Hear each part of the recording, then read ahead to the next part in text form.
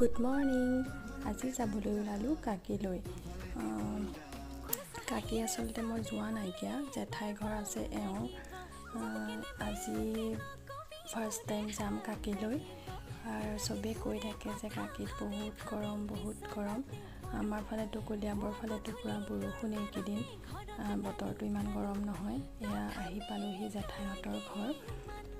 ভনীয়েকক লগ পাই জেঠাই দেখিছেনে পূৰা বাকচ খুলি ইটো দেখাইছে সিটো দেখাইছে। এইবোৰে আচলতে মৰম।